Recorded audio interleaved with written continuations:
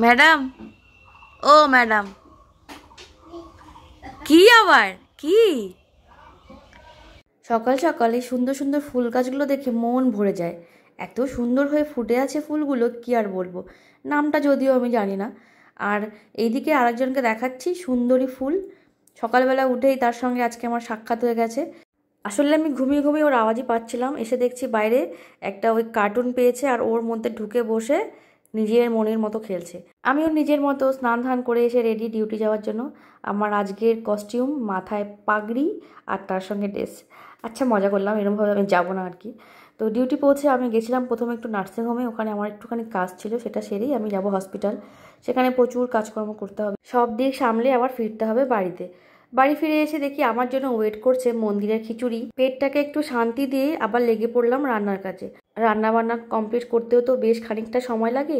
তারপরে যেটুকু সময় থাকে সেটুকু আবার নিজের উপর ইনভেস্ট করতে হয়। তো একদিকে বসিয়েছি ভাত আর একদিকে বসিয়েছি ডিম সেদ্ধ। আর এই দেখো, এইদিকে আছে ছোট আলুগুলো।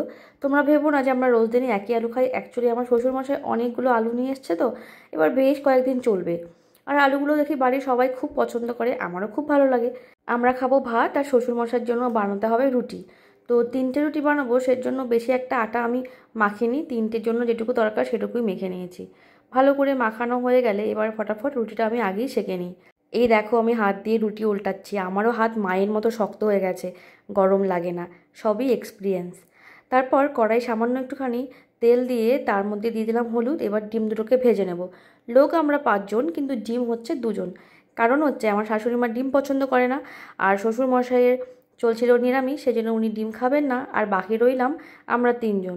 তার মধ্যে আমি গোটা ডিম খেতে খুব একটা পছন্দ করি না। গোটা ডিম মানে ওই সেদ্ধ ডিম আর কি। তারপর ওই তেলের মধ্যে একটুখানি জিরে আর তার সঙ্গে দিয়ে দিচ্ছি পেঁয়াজ। সুন্দর করে ভাজা ভাজা করে নিচ্ছি। আর এদিকে আমার ভাতটাও প্রায় হয়ে এসেছে। আর এই পেঁয়াজগুলো দেখো লাল লাল করে ভেজে নেওয়ার পরে আমি সেই সেদ্ধ করে রাখা আলুগুলো এর মধ্যে দিয়ে দিলাম। এবার আলুগুলোকেও একটু ভালো করে ফ্রাই করে নেব তেলের মধ্যে। আর যতক্ষণে ফ্রাই হচ্ছে আমি একটা দিকে মশলা বানিয়ে নিই। কাঁচা লঙ্কা আর তার সঙ্গে আছে একটুখানি আদা।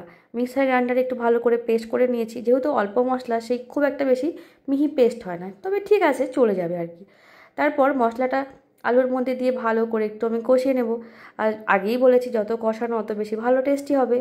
এবার হচ্ছে রান্নাঘরে সবথেকে ভাইটাল রিস্কি কাজ, যেটা আমি একদমই আগে পারতাম না, তবে এখন আস্তে আস্তে আমি শিখে নিয়েছি। তবুও ভালো করে পারি না, গ্লাসের সাপোর্ট নিতে হয়, মানে হচ্ছে মার গালা।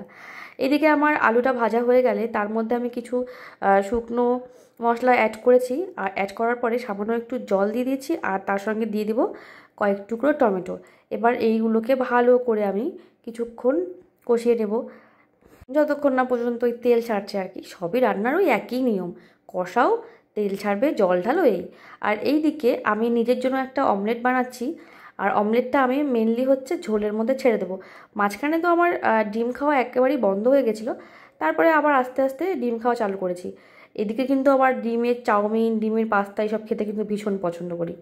ওই সেদ্ধ ডিমটা খেতেই একটু অসুবিধা হয়। ঝোলটা ফুটে এলেই গরম মশলা দিয়ে নামিয়ে নেব ডিমের ঝোল। আর এইদিকে আরও একটা আমার আইটেম হচ্ছে, সেটা হচ্ছে গোল গোল করে আলু ভাজা। ডিমটা অমলেট করার সময় একটুখানি তেল বেশি হয়ে গেছিলো, তো ভাবলাম তেলটা কেন ফেলে দেবো, তার সঙ্গে আর একটুখানি তেল অ্যাড করি, আলুটা ভেজে নিচ্ছি, তাহলেই হয়ে যাবে। রান্না করতে করতে আমি হাঁপিয়ে গেছি, একটু হাওয়া খেয়ে নিই। আর তোমরাও আমার কমেন্ট বক্সে সুন্দর সুন্দর কমেন্ট করতে করতে হাঁপিয়ে যাও। টাটা।